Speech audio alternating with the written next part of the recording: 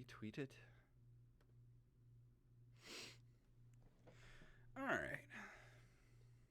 I'll do the same.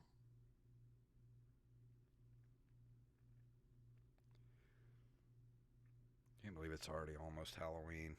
This year is almost over. Yeah, I was thinking about that today, and just the fact that the year, as wild as it's been, has gone by very fast. Yeah. God, I keep thinking it's still like March. Like, I don't know what happened to this year. I was thinking the other day is like it feels like it should be June Yeah. or somewhere along those lines. God, I can't believe it's almost over. It's nuts. Like the last 2 years just didn't even exist. Like it just. Given everything that's happened, might be a good thing. Yeah, maybe. All right. Well, I've got all the tabs open. Yep, I do as well. All I'm right. like I said, I was smart and opened up all the tabs before Yeah. I came in here to set everything up. So All yeah, I'm all right. set if you are. Here we go. In 3, 2, 1.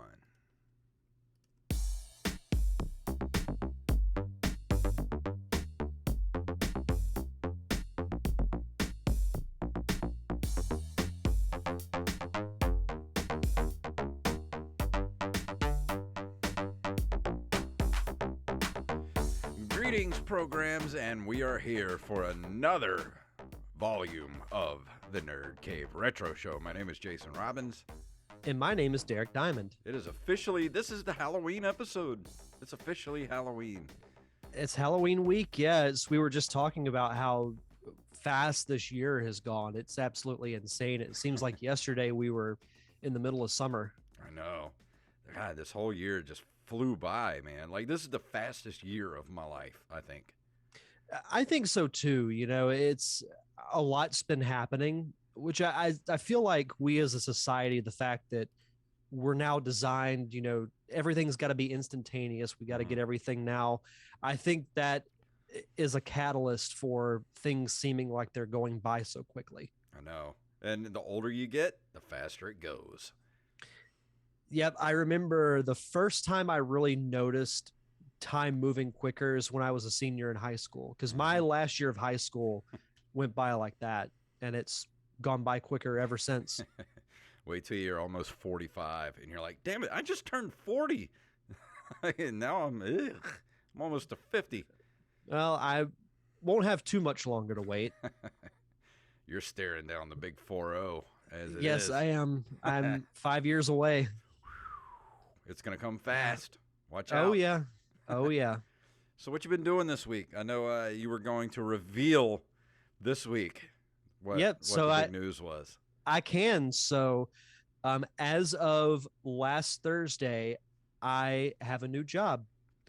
I got a job as a video editor for a company called Novalex, and what they do is they manufacture a lot of packaging, whether it's paper or plastic, that's used in food, retail, industrial, companies, industries, whatever you want to call it. Their main headquarters is based out of South Carolina, but they have locations all over the world, and they have over 10,000 employees. So the way everything kind of happened was last Monday, they reached out to me asking if I wanted to do an interview. Then the next day, I did an interview at like 9 o'clock in the morning, went through it. And then a couple of hours later, they emailed me back saying that they wanted to hire me. That's awesome. So they sent an offer letter on Thursday, and I signed it. So my last day with the Blue Wahoos is next Friday, November 5th. So Awesome. it's I'll say this, like I know as much as I've voiced my frustrations about my schedule and the fact that I can't really do the show that much during the summer Mm-hmm. because of it. I have learned a lot, and I think what I've learned during my time there is one of the reasons why I got the job that I currently have. Yeah. So I'm leaving on good terms, which is a good thing. I don't think you ever really want to leave anything. You don't want to pour as much gas on the bridge Yeah. and burn it. So leaving on good terms, but yeah, doing doing a pretty big change. Starting, I'm probably going to actually end up starting next week because I found out that I'm getting my equipment to set up my home office tomorrow, Oh, and then I'm cool. doing training on Friday. So they're not messing around because it was like all the stuff was ordered today, and they're like, yeah, it'll be at your house tomorrow by 4:30. Wow. That's So cool. it's been a crazy week and a half, but I'm really excited for it. I get to work from home. My schedule will be fairly flexible, so I'll get to dedicate more time to doing more with the podcast. Finally, get to make another movie because with the Blue Wahoos and this year especially, it really showed that in order to do a lot that I want to do, I had to leave. I Yeah. had to get out because it gets busier every year.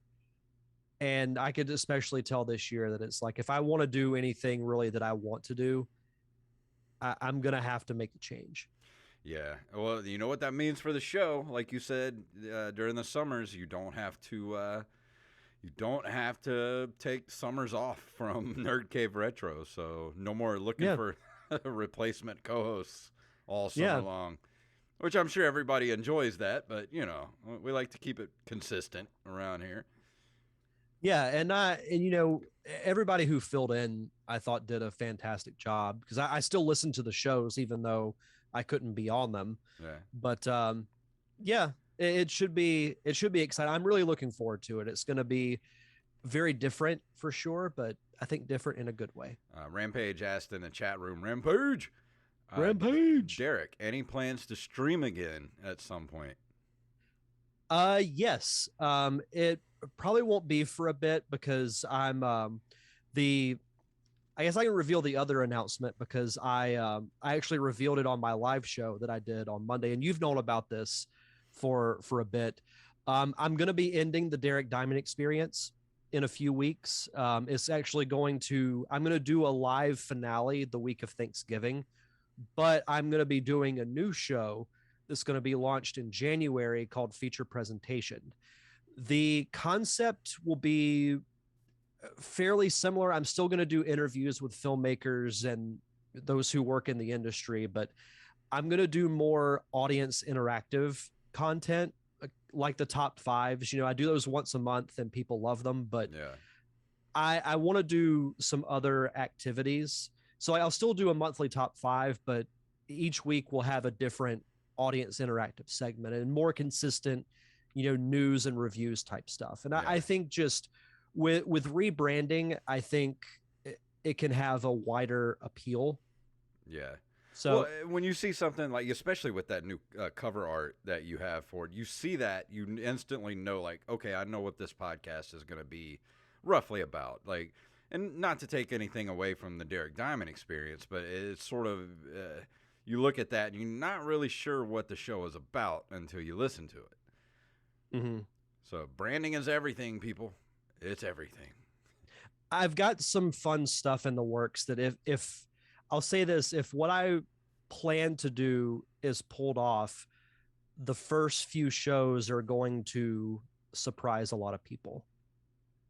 At least I hope so anyway. So if you want to follow, I've got all the social channels active.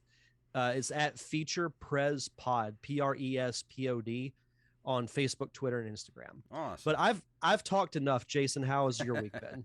It's been good, just watching horror movies, and been really busy lately. Last night we did the Patreon special for the Derek Diamond Experience, where me, you, and Wally did a commentary track for Ghostbusters, and that was one of the most fun commentary tracks I think we've ever done. It's tough to say what the number one is, but I think the Ghostbusters chat's definitely in the top 3. For me, it was probably my favorite one we've ever done. Well, if you go back and listen to it, and you made the comment too after we stopped recording, there was really no dead air at all. Like there might have been maybe 5 to 10 seconds, but it was just, us just talking about, and it was all relevant conversation too. Yeah, I can't wait to go back and listen to it. Because we just had a lot of good banter during that show. Like Ghostbusters is one of my favorite things on the planet. Like I have a full Ghostbusters outfit that I've pieced together over the last few years that I've worn like the last 3 Halloweens. Yeah. And next week I think I'm going to continue since Ghostbusters Afterlife is coming out. I think I'm even going to try to stream this weekend. I want to review Ghostbusters 1 and 2 for the NES. I already know the first one's pretty bad, so I don't have to put a whole lot of time into that one. But I've never played part 2, so I'm going to stream that a little bit this weekend, and my review for next week is going to be Ghostbusters 1 and 2 for the NES, because I want to keep Ghostbusters alive over the next month until that movie comes out, because oh my god, dude, I'm so excited for that movie. Well, we've been waiting so long for it. It was supposed to come out last year. It didn't due to COVID, and then it got pushed back again. So it's time. It's time. And plus the conversation is going to keep going, because I know we're planning on doing a Ghostbusters roundtable, which in a way is going to be the last big episode of the Derek Diamond Experience, because I plan on releasing it the week of Afterlife. And that's going to be fun. Yeah, I think it would be me, you, Wally, and Mike Eveland over at B-Res Coffee reached out to me, and he said he'd love to be on. So and I told him big shout out to Mike Eveland. He's our newest Patreon contributor here at the Nerd Cave Retro Show. So go get you some coffee. Mike Eveland owns B-Res Coffee, who has been a longtime sponsor on the show here. Go over to brescoffeeco.com. Use our code NCR at checkout to get 10% off any coffee you want. Oh my God, their coffee's so good. If you haven't tried it, at least get yourself a sample pack to try some stuff out. So I've had 2 different kinds of coffee from them, and one is the Necro Medium, and the other is a dark roast. Both are very good. They're both very smooth, which is what I look for in coffee. And I'm more of a fan of darker roast, but both are great. You can't really go wrong. I need to actually order more. It's been a while since I've got some. So you can follow them at B-Res Coffee on Twitter, and they just teased out today that they're going to have some holiday flavors coming out soon. So I can't wait to see what that's going to be. Same. I'm calling it right now. There's going to be a peppermint flavor. Oh, I'm sure. Oh, but Rampage, to answer your question, yes, I do plan to stream at some point. I don't know when yet, but that is something that I want to add back into my rotation now that I'll have more time. Yeah, I can't wait to see you stream some more. I miss you. I miss you streaming. I like watching your streams. Have to. The last one I did was Link to the Past, so I don't know. I definitely want to do some type of a Super Nintendo game, maybe like a Super Mario World, might be a good one. I'm not sure, but I'm open to suggestions. Rampage, get out of here with that Folgers flavor crystals. You're banned. I'm putting you on a 10-minute ban from the chat room. So it's not the best part of waking up? No, it's not. Folgers is awful. But we got a lot of news to get to tonight. Would you ready to jump in there? Yes.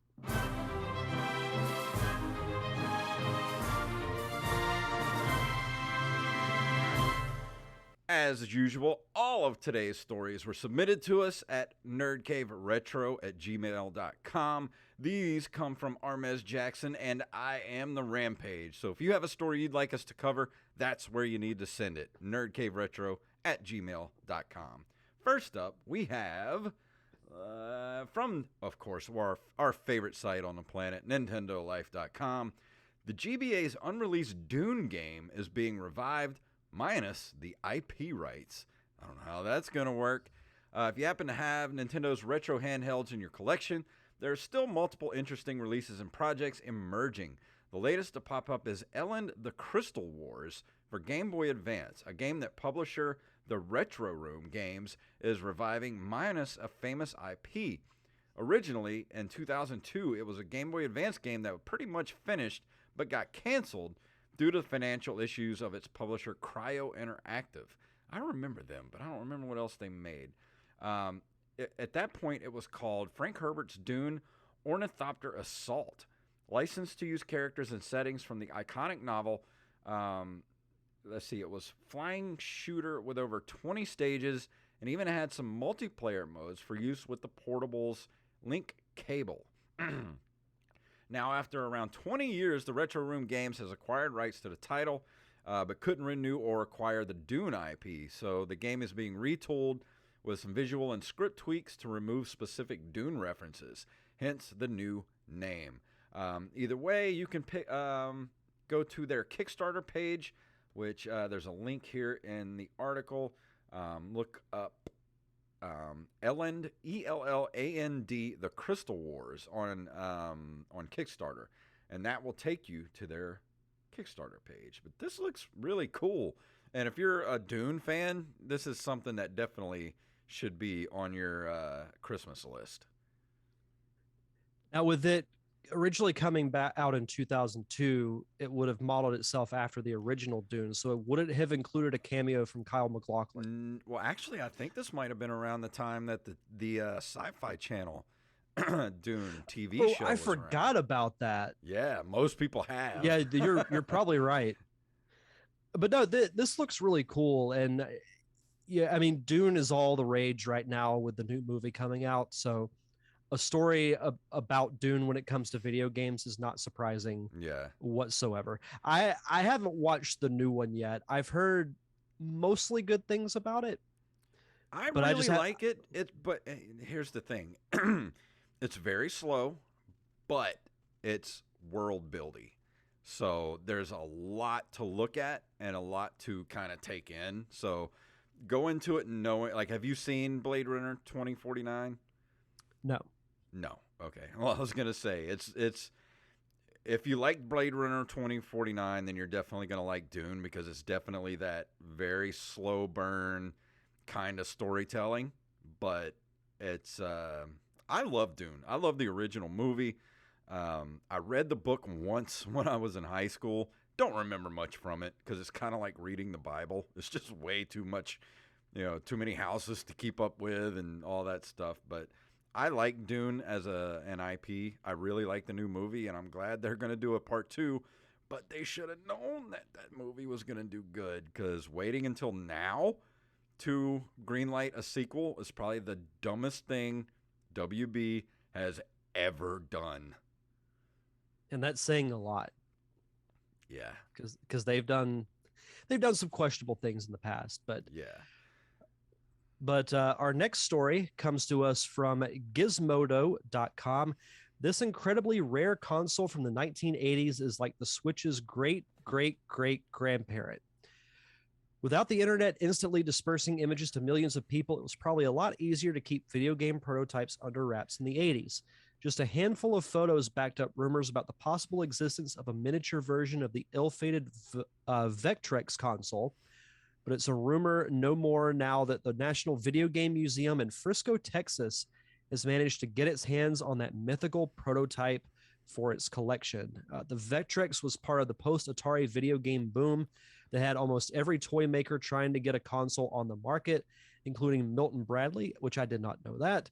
The Vectrex could render vector graphics on its own portrait-oriented screen, which used the same technology as oscilloscopes. Am I saying that right? Oscilloscopes. To bring arcade quality gaming into the home, but it came with a steep price tag close to $500 in today's funds. So it's interesting to see, and there's a link to the to a picture of the Vectrex. It goes to the National Video Game Museum Twitter page. It's got a pretty good photo on it. It definitely has the look of a console from that era. Yeah. So what do you think? I think it would have been cool if this thing would have came out, because the Vectrex was actually a really cool little console, because with those kind of vector graphics that it could do, if they could have made a miniature version that was portable, that you could play, those type of games, like the original, Star Wars, the arcade game, things of that nature. Um, what are some Tempest games like that? Be able to play those type of games on a mini Vectrex on the go. Like this thing would have done gangbusters back then. No, I think so too, and it's interesting to see kind of where other consoles pattern their behavior. And I'm not saying that the Switch was modeled after this, but it's crazy to think like that technology could have been a thing back in the 80s. Yeah, it kind of makes you think if this thing would have come out, what it would have influenced afterwards. Oh, I think it definitely would have. I think we would have the Switch type of console definitely would have been more prevalent, I think, before the Switch came out in 2017. It's really cool though. I like the way it looks. I mean, it's not. It doesn't look like something that was made in the 80s. I mean, it looks like some kind of weird medical device or something. No, it really does. It almost reminds me of like a portable TV. Yeah. In a way. Yeah, like like you said, portable, like those Hurricane TVs, almost like that kind of thing. Or a TV that you would have taken on a camping trip. Yeah. With like and the little controller is almost just like a like a little TV controller hooked up to it. Yeah. And I like it though. I would actually like to have a Vectrex, but they're a little pricey these days. Yeah. Next, this is from comicbook.com. Sonic Mania 2 is said to have been scrapped internally at Sega. Sonic Mania originally launched back in 2017 and was a massive success for Sega and the larger Sonic franchise. It brought back the classic 2D style of play that the original Sonic the Hedgehog games first established back in the 90s. But Sonic Mania on its own stood as one of the most well-received Sonic titles ever made. In a recent blog by a video game industry insider that goes by the name Zippo, it was said that Sega had scrapped plans for Sonic Mania sequel internally in the years since the first game's release. Zippo explained that the reason for this seems to have been due to a clash of some sort between Sega and Evening Star Studios. The blog in question didn't get into too many specifics about what happened here, but it did state that Sega of America was the division of Sega that proved to be the problem. Zippo claimed that the Sega of America management was extremely unreasonable, leading to a breakup between the publisher and Evening Star. What do you think about that? So when I read this story initially, I wasn't thrilled with it because I did really like Sonic Mania. It was a little gimmicky, but I loved going back to that classic style that made Sonic what it is today. Like going back to its roots of the 2D gameplay and being able to transition between, Tails, Knuckles, and other characters. I was, hoping for a sequel, but the more I think about it, I'd kind of want them to do something different. Like, yeah, it would be fun, but I think it would just be more of the same. Yeah. They'd throw in maybe a couple more characters, but I wouldn't see it really being all that different. Like, I would rather them make a new Sonic game with something different that we maybe haven't seen before.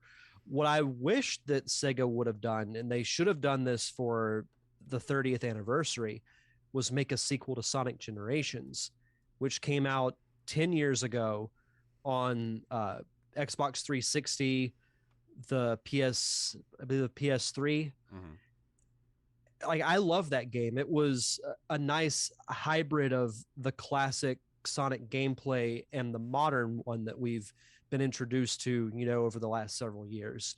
But you go through various levels throughout, like, the stages of Sonic's life. Like, you go through the Green Hill Zone from Sonic 1, the Chemical Plant Zone from Sonic 2, and then you go through the Dreamcast era and the more modern era. I would have loved if they had done a sequel to that over Sonic Mania, personally. So it's unfortunate, but I'd rather see them do something different with Sonic. Yeah, I'd like to see them try to bring Sonic back to a 3D world. If there's a way to do that and not make it stupid like the previous attempts had been. The previous attempts, they have good qualities, but especially those early games, I don't know what it was, but they could never get the camera movement quite right. They And need to it let was some of just, Nintendo's developers get their hands on it. Maybe. yeah. Yeah, I'm curious. I know there's going to be a new Sonic game that comes out in 2022. I'm curious to see what that's like. It's just crazy in the sense that, last year we got the Sonic movie Mm-hmm. when that should have came out this year for the 30th anniversary. And they're like, But "Oh, then we we're got getting, all this Sonic news coming out in 2020, and we've seen nothing. nothing, not a thing." And then, of course, Sonic the movie 2 is coming out in 2022. Yeah, So tell me how that makes sense. I don't know. Sega just needs to get. It seems like Sega just kind of lost all momentum as soon as. Maybe they just didn't know that Sonic the movie was going to hit as hard as it did. And they were just completely unprepared. And they're like, oh, well, we got a bunch of Sonic stuff coming out. And then had nothing. I don't know. It doesn't make any sense to me. But I won't get into all the Sonic stuff because there'll be plenty of time to talk about that when the movie They should have capitalized on that, man. They just But missed such an opportunity. But you look, Nintendo hasn't really done anything with Zelda. True. And it's the 35th anniversary. I mean, we got Metroid Dread for the 35th anniversary, but yeah. But even though as good as much as I like Metroid Dread, I still feel like it's a it's not a full like Metroid experience that we were expecting. It's sort of like a here, take this while we go work on the thing you were really wanting, you know? It's an appetizer. Yeah, exactly. It's the cheese sticks before you get, the full-on pepperoni pizza. Exactly. That's a good analogy. For the next story, this is from NintendoEnthusiast.com. Grand Theft Auto Trilogy. Sorry, I don't know why my throat. Sorry. Oh, no worries. That's been me for the last week and a half. I'm still freaking- recovering from a sinus It's the infection. freaking weather, man. It doesn't know Yep. what he wants to do. Grand Theft Auto Trilogy on Switch apparently requires digital download. Even if you buy a boxed physical copy of GTA Trilogy on Nintendo Switch, you have a digital download in your future. Listings for physical copies of GTA The Trilogy Definitive Edition on Nintendo Switch are starting to receive box art, and it reveals that a digital download is apparently still required to access the full GTA experience. It is not yet clear how much of the game requires a download. It could be the case that one title, like Grand Theft Auto 3, is included on a cart, while the other two titles must be downloaded. At the least, this doesn't seem to be a Wolfenstein Youngblood situation where there's no game card included at all. I didn't know that at all. I didn't about the either. Wolfenstein thing. According to the Nintendo Switch eShop listing, the Trilogy Definitive Edition is a hefty digital download at 25.4 gigabytes. So several people were already planning to buy a physical copy just to avoid that. Now, some degree of digital download is apparently mandatory. That sucks. What are you doing, Rockstar? That's just stupid. I mean, 25 gigs? That's a lot to be on the Switch. Like that takes up most of your memory card. I get that it's 3 games, but like you said, if you have a 32 gig card, that's practically your whole card because it doesn't have exactly 32 gigs. It's more like 29. And those it's the whole card. Like game cartridges, the technology, you can put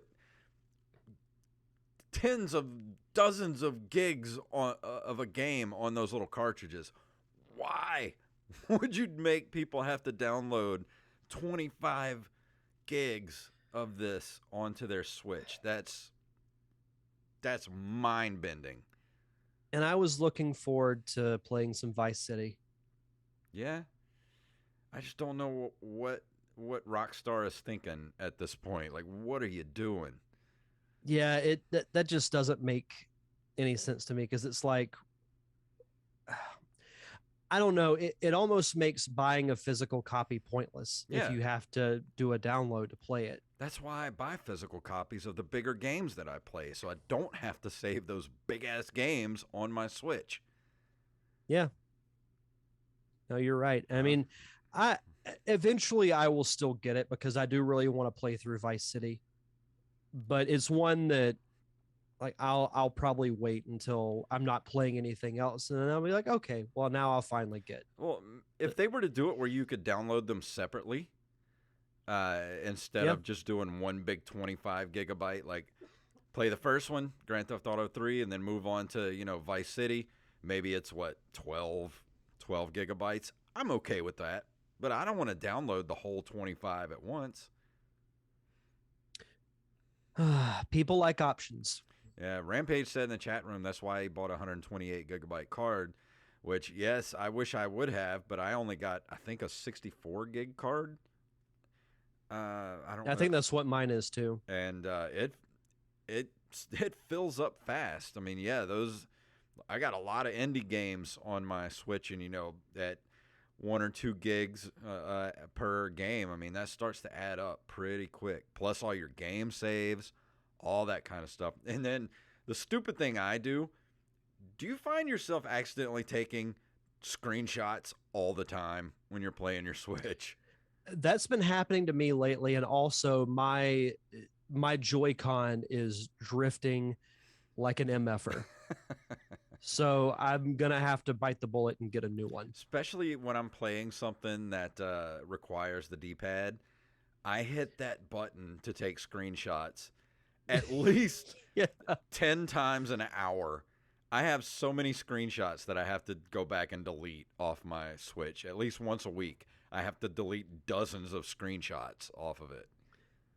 I don't get where the placement of that button comes from. It's so dumb. I mean, it's right there. It's right there where the bend of your knuckle is, so you're constantly hitting it. Just another thing that Nintendo does that just makes you scratch your head. Damn you, Nintendo. For our last story, this comes to us once again from NintendoLife.com.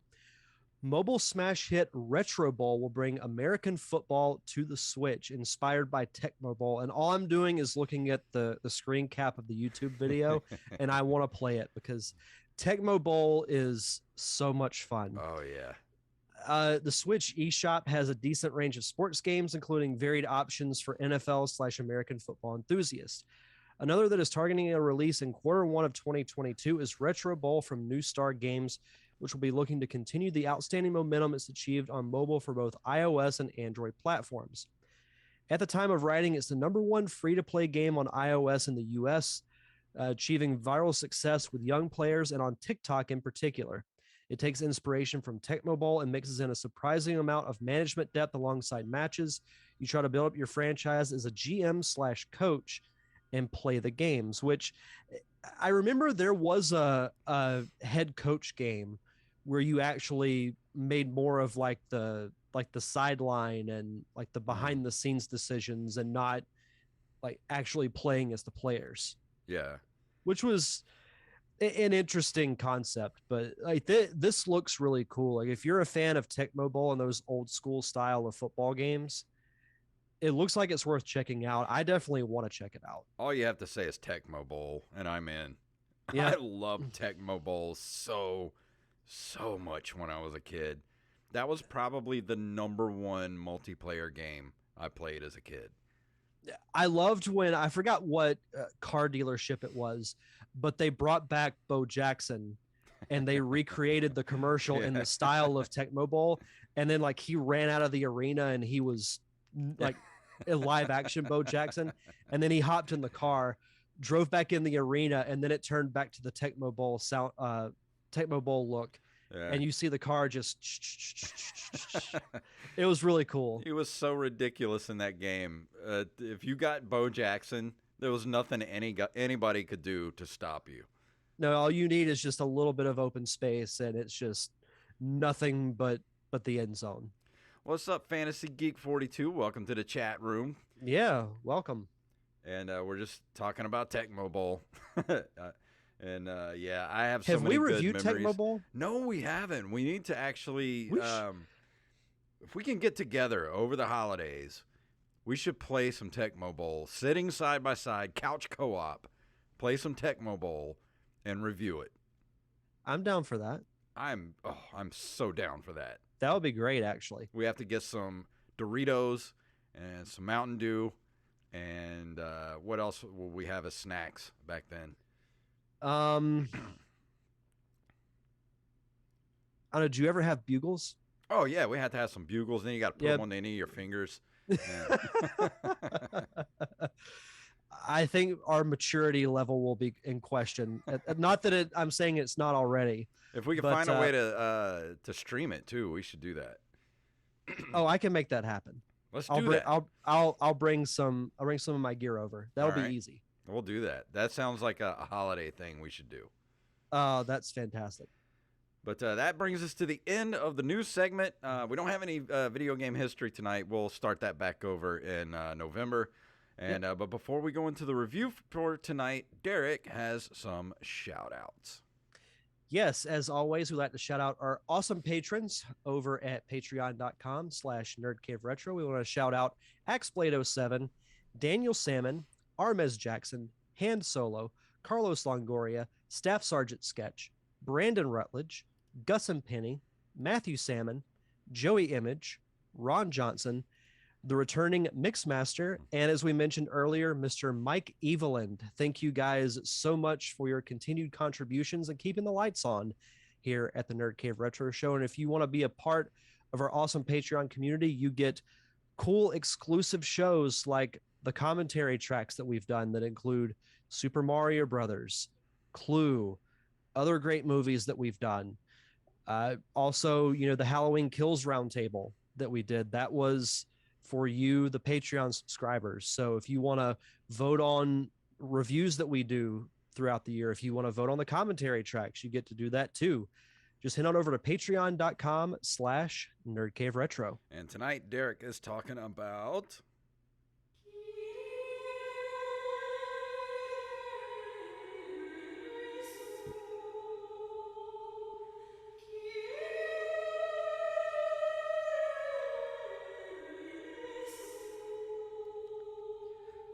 I feel like I'm in church.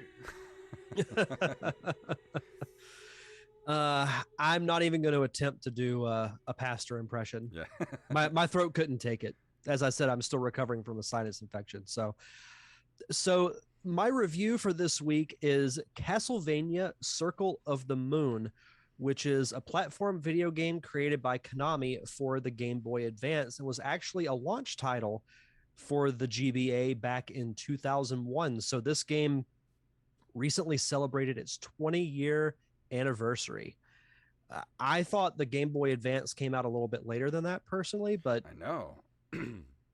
I always thought it was like an 02 or an 03 console release. But that means it came out around the same time as the GameCube. Yep, it came out. So the GameCube came out in the US in November of 2001. So like we're about to be at the 20-year anniversary of the GameCube being launched in the US. Don't say that. and of course, the Xbox, the original Xbox. So I needed to do something to wash the bad taste of the Castlevania, the Game Boy game, out of my mouth, because I mentioned last week I was going to review that, but after a few minutes I was just like, I can't. I really can't. Like, those are hard to play. I don't even know, even if you have nostalgia for those games, I don't think you could sit and enjoy playing those original Game Boy Castlevania games. No. So I knew that I wanted to review something obviously Halloween related because it's Halloween week.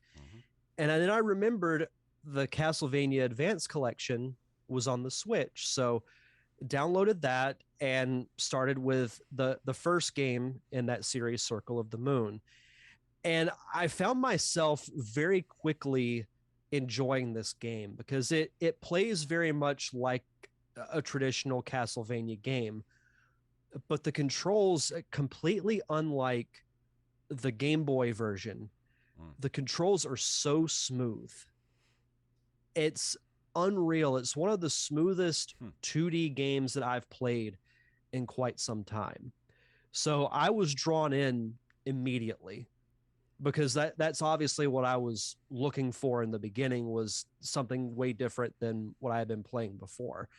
But the other thing, and have you played any of the Game Boy Advance Castlevania games? Never. And we were talking about that before the show. I'm going to pick up this collection.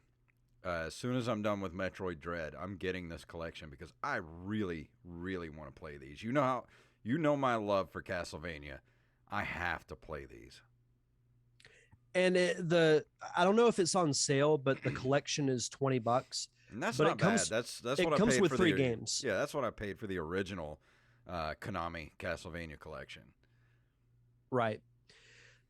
Now, story-wise, this game is a little different in the sense that you're not playing as a member of the Belmont family. So the story takes place in 1830. Dracula has been defeated, but Camilla, one of his minions, revives him, only to be interrupted by the characters of Morris, Nathan, and Hugh. Now, Nathan Graves is the person you play as throughout the game. Now, what happens is Dracula is revived, and Morris helped in exiling Dracula. So he's taken captive, and then Hugh, who is Morris's son, and Nathan fall through a hole in the castle, and they land in the basement. He and Nathan do not get along, so Hugh goes off on his own to try and find his father, and you play as Nathan to go through the castle and eventually find your way to fight Dracula. So you almost instantly have that Castlevania feel, even though you're not playing as a member of the Belmont family, which I thought would have been a little more jarring than it was, because when you think of Castlevania, you think of the Belmonts. Yeah. But funny enough, I didn't have a problem with it, because, and I know that it's debatable of whether or not this game is canon or not. I've read some articles that say it's not. I've read some that say that it is. But the important thing to me, because I didn't grow up as a diehard Castlevania fan, that didn't bother me. What I wanted was just a fun game playing experience. That's and mostly this brought it. What you play Castlevania for, that experience, that the mood, the gameplay, and it like if it's not a Belmont, like, it really shouldn't matter all that much. What matters is, whoever it is taking down Dracula, or like that's the whole point of the game, is to take down Dracula and the adventure exactly. to get there. Yeah, and this game does a great job of that. And Circle of the Moon does incorporate other elements. Like you can level up your character. You have the whip, which is pretty iconic when it comes to the Castlevania universe. You get other weapons as well. You get like an axe, you get holy water, a dagger. You can only carry one additional weapon at a time, which is a little unfortunate, but there's still some variety there. But that's pretty much Castlevania in a nutshell. You only get one sub weapon, at a time. Yeah, but the attack mode, it plays really well through the game. Like, it's not too slow, it's not too fast. Everything just flows extremely well. Yeah. So I like I said, I was drawn into this game pretty quickly, and it's been tough for me to put it down ever since I started playing it a few days ago, because I haven't been playing it all that long. I only started it, over the weekend, because I just kept going back and forth on what am I going to review, what am I not going to review. The cool thing that's unique to this game specifically is the dual setup system, also known as DDS, which is based on magic cards that you find through the game. And there were a couple of other Game Boy Advance games that had this type of addition. One of the Kingdom Hearts games for the Game Boy Advance had this type as well. So basically, what you do is you get two different types of cards. You get an action and an attribute, and you use them together to either upgrade your weapon or do some type of a magic spell. Oh, I love So, that. so, so say for example, one of the cards you get is the Mercury card, which is an action card. You combine it with the Salamander card, which is an attribute card with the power of fire. You combine those two together, and your whip has a type of like fire element to it. I love that. That's so cool. It's I was a little confused by it at first because I picked up this random card and I'm like, oh, what does this do? But it explains what you're supposed to do with the card. So it really helps out a lot. And to me, I love games that add little nuances like that to not totally take away from what makes that franchise great, but makes it a little bit better and makes it unique. And I was really impressed with the DDS system. Yeah. I like that. I've never experienced that in a Castlevania game before. That sounds fun. Yeah. It makes it a little more, I won't say enjoyable, but it provides you to do some cool things. Yeah, it's those little touches, like those kind of RPG elements where you can combine things and make a new weapon, give your weapon a new power. Like that just sounds fun to me. Right. There are some alternate game modes also whenever you complete the game the first time, where you can play through it with a different experience. So there's 4 different modes. There's Magician mode, which you'll get a code after the credits play, and the code is Fireball, where you start the game in Magician mode, where your magic is pretty much maxed out because you get to level up your health and your magic throughout the game. You start with high magic, and you get all 20 of the DSS cards. Oh, nice. Now, the drawback to that is your health and defense are all reduced. But if you like magic, then knock yourself out. There's also fighter mode, which it's more of you use more physical attacks than using magic. There's shooter mode, and there's also thief mode. So it also provides you a different experience once you go back and play it again after beating it the first time. But really, I think all you have to do is put in the code, and you're set. But that's cool. No, I've really liked playing this game, and I'm not going to say that I had low expectations, but I didn't really have any expectations. Yeah. But all in all, like I'd actually say, and I'm no Castlevania expert by any stretch, but it's one of the better Castlevania games that I've played. And it has the look of a Super Nintendo quality type game, which a lot of the Game Boy Advance games did. So it looks great. I mean, we've both talked about how much we love that 16-bit era of look because it's timeless. Yeah. It looks like an indie game that you would play on the Switch. I'm looking at the screenshots of it, and this game just looks beautiful. Oh, absolutely. The colors look great. It's just vibrant enough. Like it can't be too bright because of the universe it takes place in. Yeah, but I mean, it looks like a Super Nintendo game. Absolutely. I really think that if you get this collection, you'll like this game a lot. Well, you've sold me on it. This is my first purchase after I finish Metroid Dread. And once I play through this, and it's funny because it's almost like we're going to do a swap. Like I'm getting Metroid Dread this weekend because I want to start playing it too. But if you're a Castlevania fan, you got to get this collection. Yeah, it says here that you said earlier that there's been debate on whether or not this is canon. It says, taking place in 1830, Circle of the Moon is set in one of the fictional universes of the Castlevania series. Well, there So we I go. guess this may not be actual canon, but it is sort of like a, if you were in DC terms, this would be like an Elseworlds type of thing. Yeah. Yeah. So, but still makes it, it still doesn't take away from the experience though. Yeah, I mean it's a Castlevania experience. That's what you go for. Exactly. But as far as the reception of this game goes, it was pretty highly reviewed by everyone. Electronic Gaming Monthly gave it a 9.5 out of 10. GameSpot gave it a 9.6. IGN gave it a 9. Nintendo Power gave it 5 stars. And RP Gamer gave it a 7 out of 10.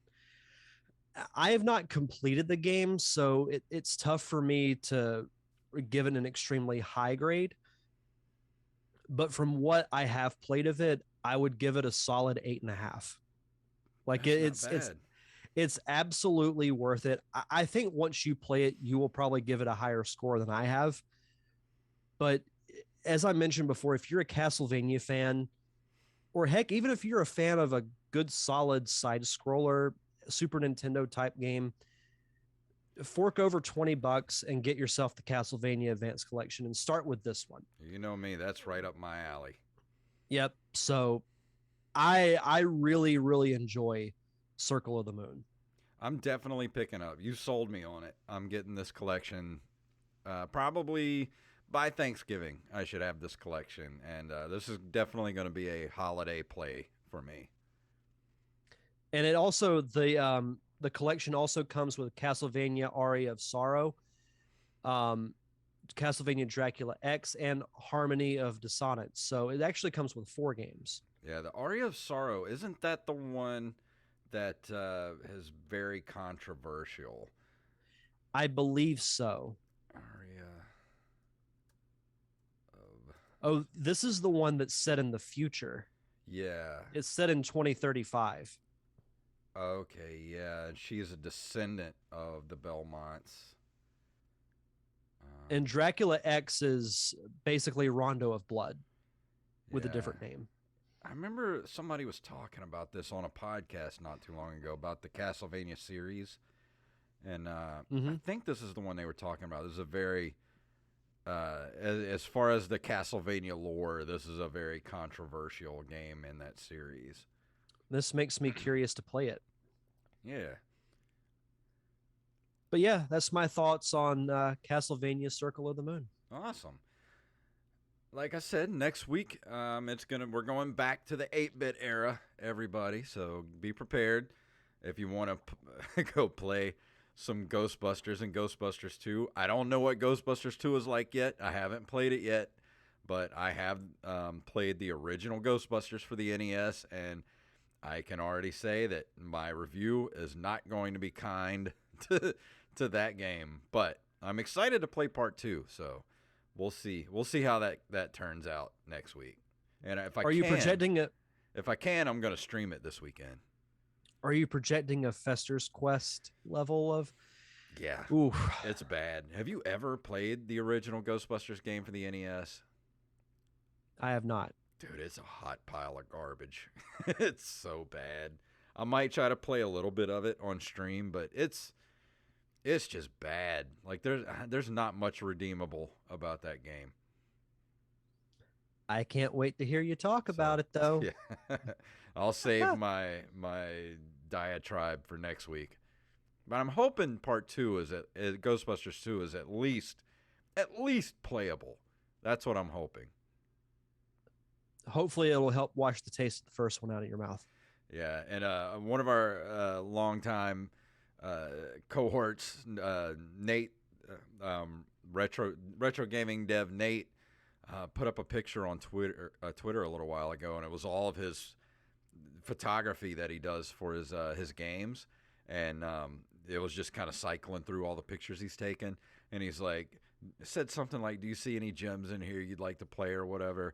And I just wrote, "You can take that Fester's Quest and burn it," because that game is not good at all. It is a That game is for Fester's Quest, it is a festering pile of crap. It was the catalyst for one of our best episodes of the show, though. Yeah. People still tell me that was a really fun episode. It was an early episode for the show. But just remember, if you're new to the show and you're going back and listening to the archives, Fester's Quest I was coming down with the flu when we recorded that episode, and we literally recorded about an hour before my temperature shot up to about 104. So I was quite salty when I was reviewing that game.